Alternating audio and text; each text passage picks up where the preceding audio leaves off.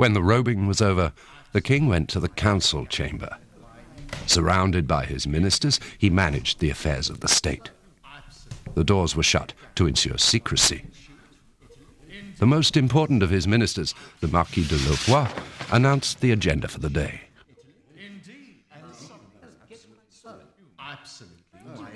Gentlemen, be seated. I'm listening.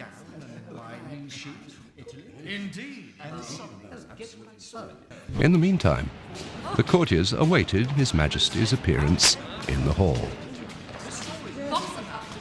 Gentlemen, the king! Your Majesty. It is noon.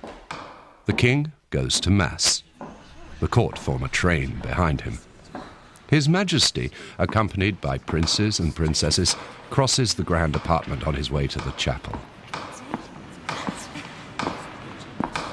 If your Majesty would be so kind as to look at this petition, I beseech your Majesty on behalf of my nephew, who is the victim of a terrible trial. We shall see, monsieur. We shall see.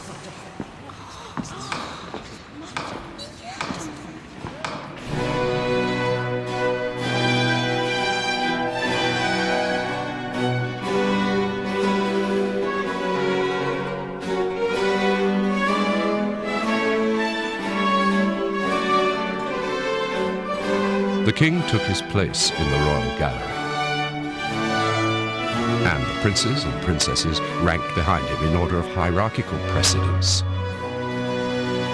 The king forbade talking and recommended devotion.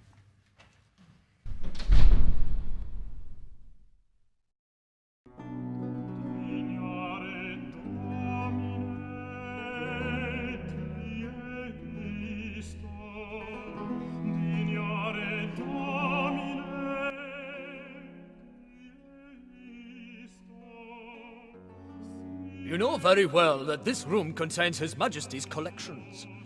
No one enters the Chamber of Marvels except the King's guests. And you are neither a foreign prince nor a great lord, so go your way. Only if you have written permission from Monsieur Bontemps.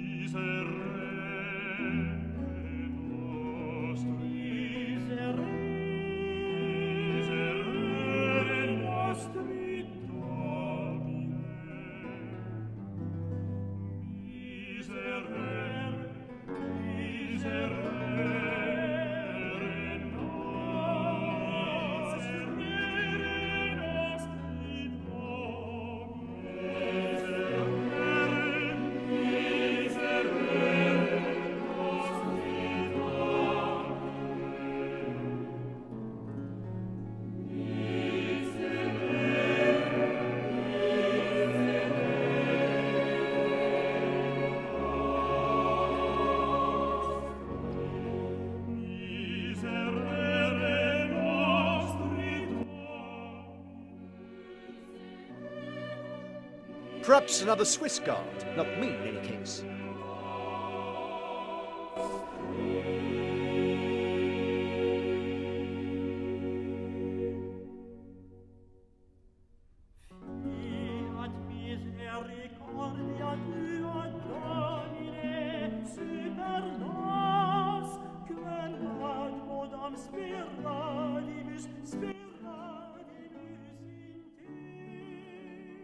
Perhaps another Swiss guard. Not me, in any case.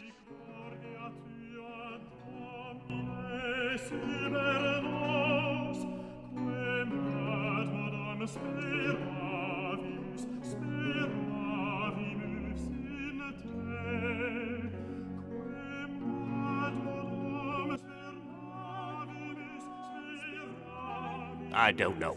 Ask another Swiss guard.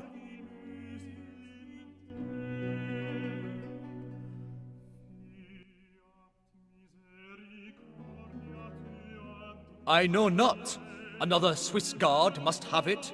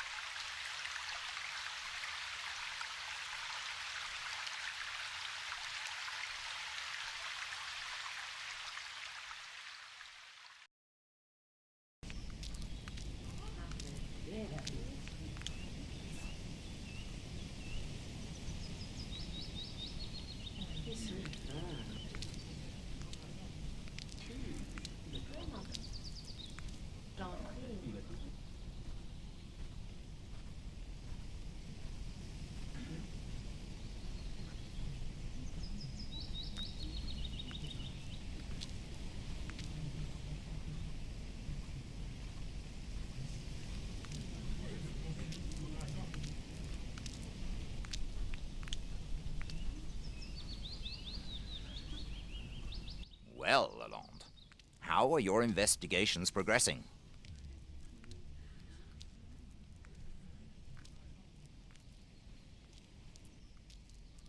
I gave it to a Swiss guard. Now you shall have to find it.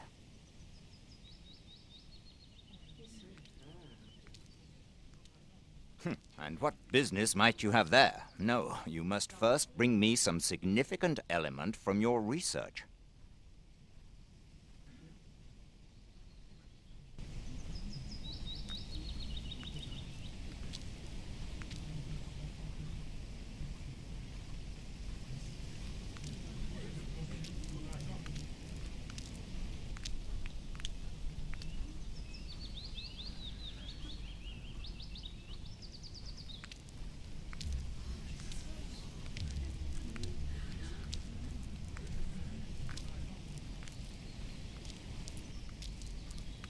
Certainly, the king, as he is wont to do, is applying the right policy. But Vauban's fortifications are too costly. It is a small sacrifice to make. His Majesty was clear on this point during the council this morning. You're not going to tell me that you, Minister for War, balk at this task?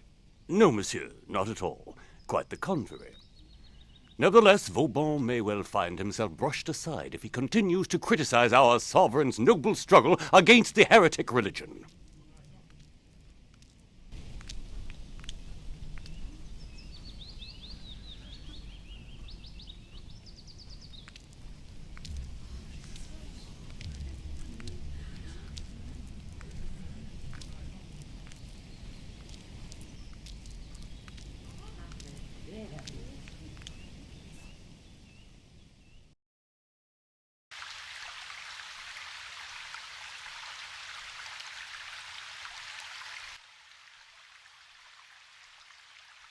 Yes. Why do you wish to know? Well then, go your way.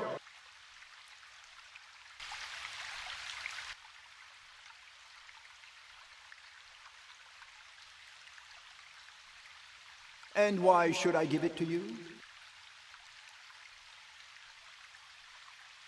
I fear 'tis insufficient reason.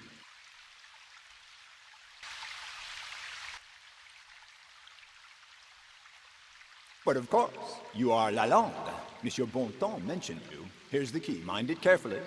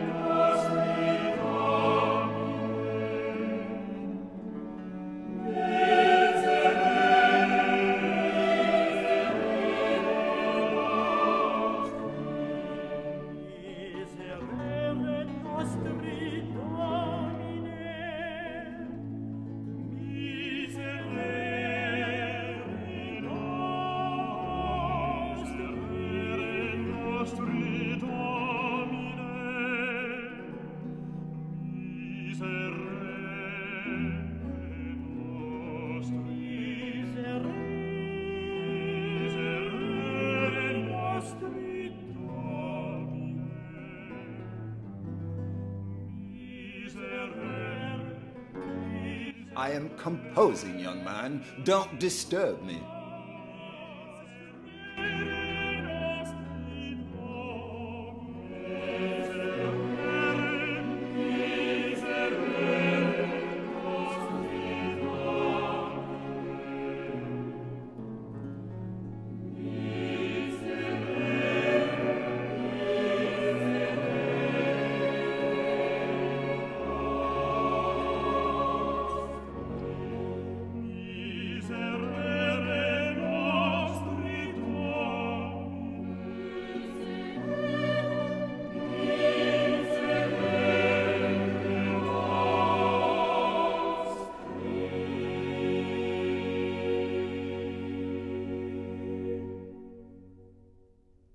This is intolerable.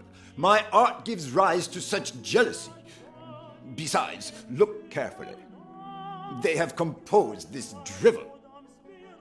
But wait, this is strange.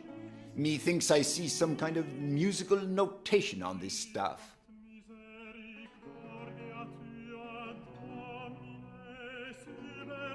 I do not know, but it's true my talent gives rise to much jealousy. which is in fact a form of homage. Indeed. What impertinence! Do you not realize that such is the very purpose of this slander? Spreading imitations in the hope that someone will lend a willing ear.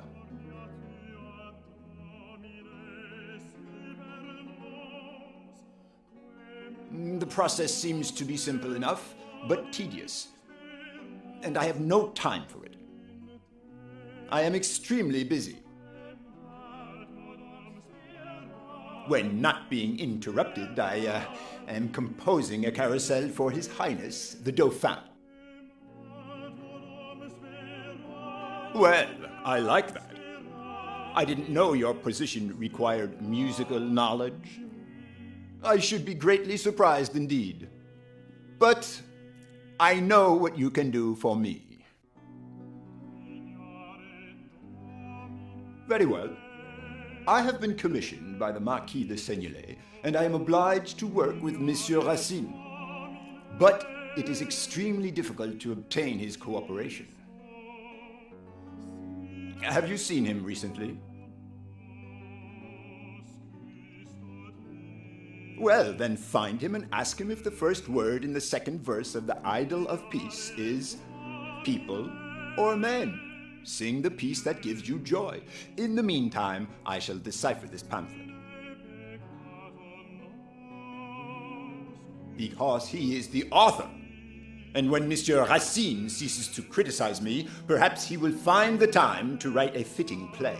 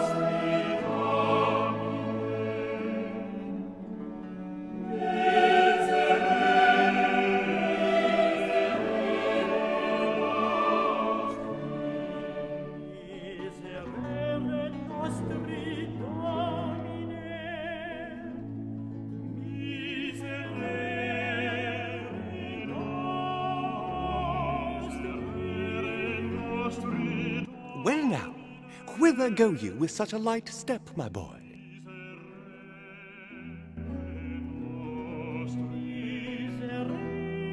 You again? What business have you here?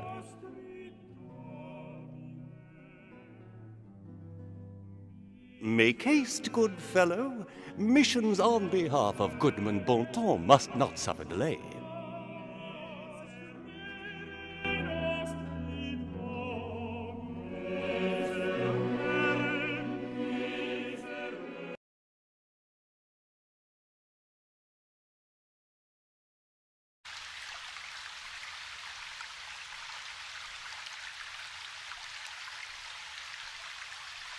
Did you attend the robing this morning? Indeed, madame. His Majesty was in excellent humor and recommended that I work on new plays exalting virtue and Christian devotion. Themes to which it can hardly be said you are accustomed. But 'tis true that mythology no longer finds favor with the court, now that Madame de Maintenon is dictating morality. Come, come, madame. I am no enemy of these eternal virtues, nor have I ever held them up to ridicule in my works.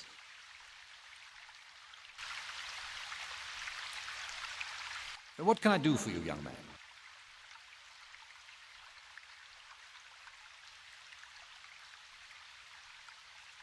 Tell him 'tis people sing the peace that give you joy.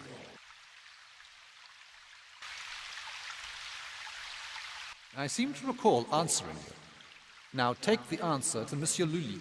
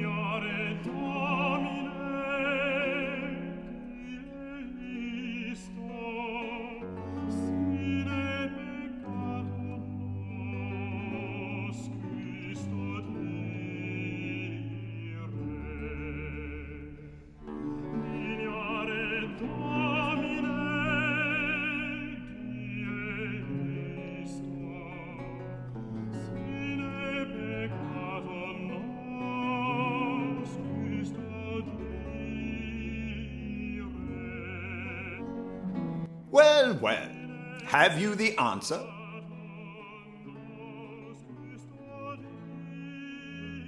Well, at least that's one problem solved. The task is more arduous than I thought at first. I shall need more time. Now, take advantage of the situation to ask Monsieur Racine if he wrote a left hand in the 5th stanza.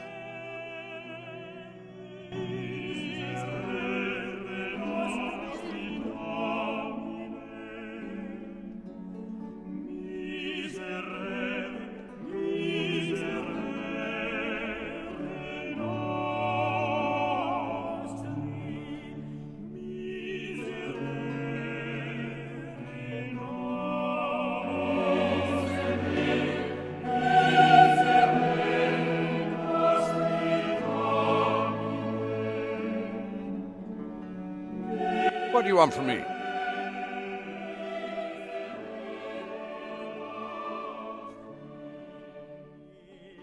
What do you expect from me? I'm not the author.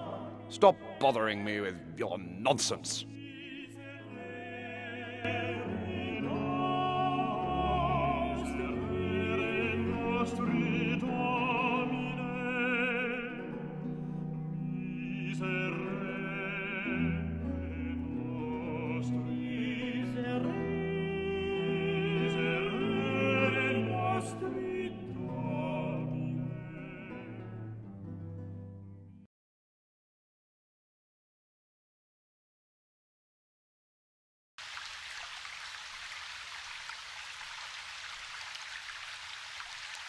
Well, what is it now?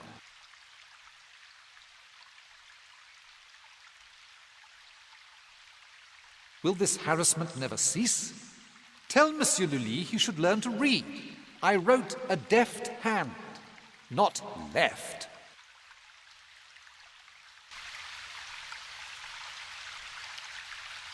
Must I repeat myself? A deft hand, I say. Tell that to Monsieur Lully.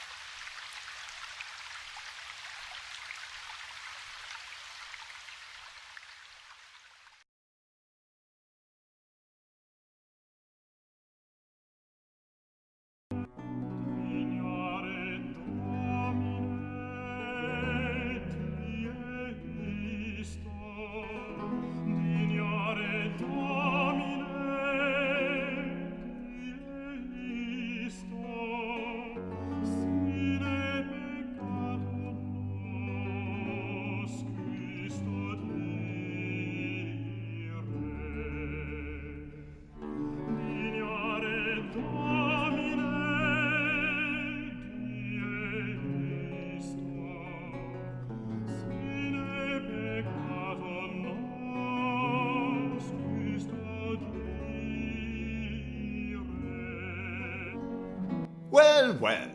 Have you the answer?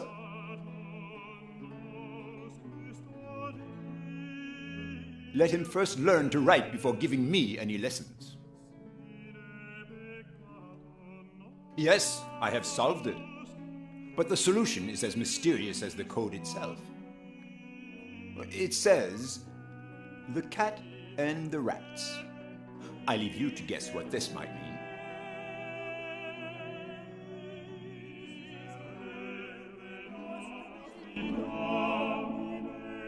I beg you not to disturb me further, or I shall be hard put to finish the carousel on time for His Highness.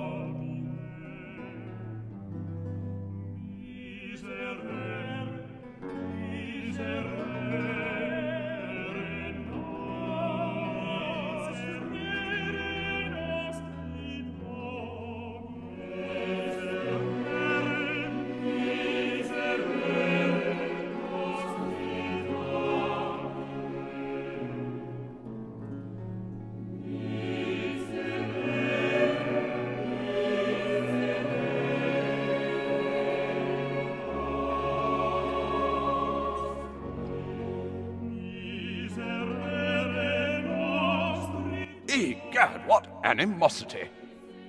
This text rails against our sovereign, who it pleases to see himself represented as the sun god, which representations you can admire on the ceiling of this salon.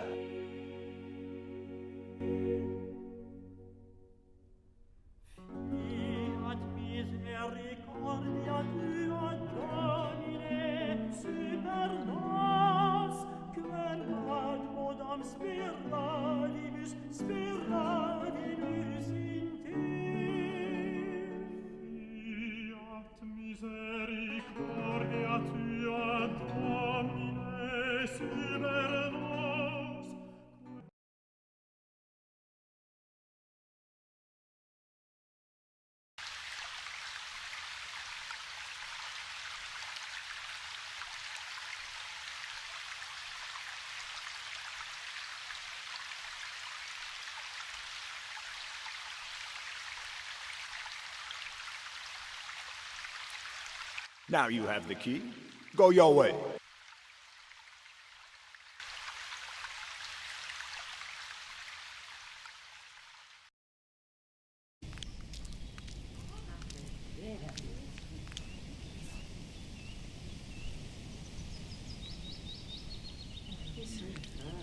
What is it now, Lalonde?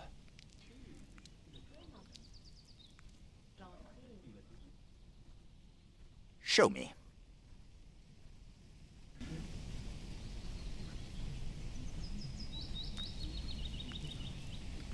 Congratulations, Lalonde. You are on the right track. Now, persevere. The increasing number of these coded pamphlets is beginning to worry me.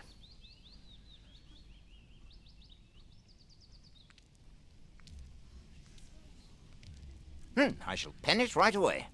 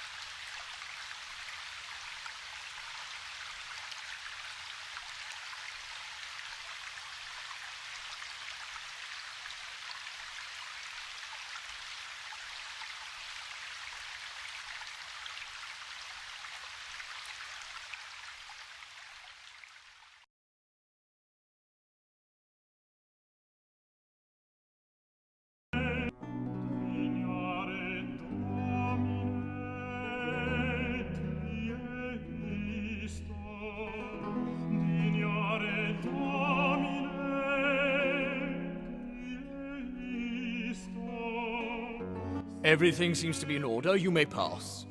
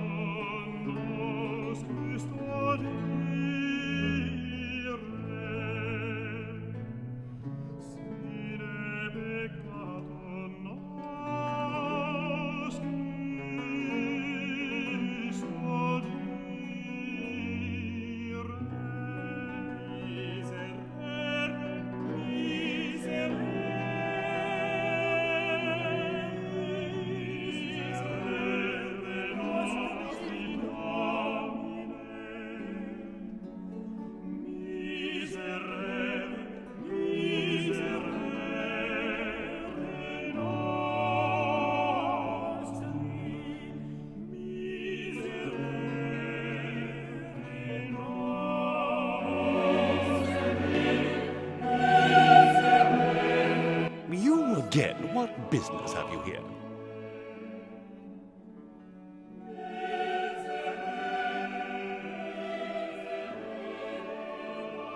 Very well, let me see.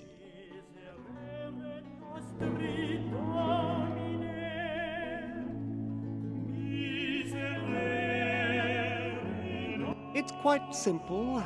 All these medals represent our Bourbon ancestors, except the one bearing the effigy of Charles VIII, who was part of the Valois dynasty, which was replaced by the Bourbons.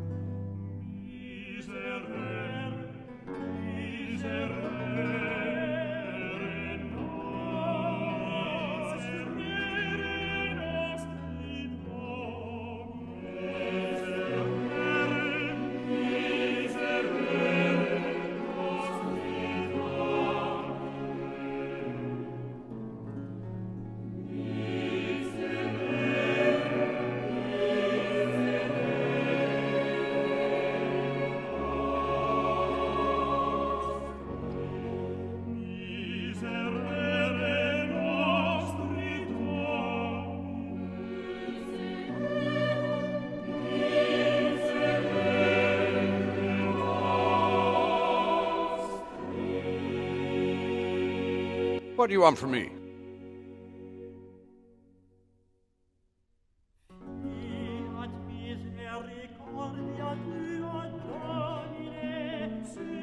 Well, I can help you to decipher this epigraph, but I shall need time and some documents. Come to my chamber, and since you deprived me of my dinner, bring me a light luncheon.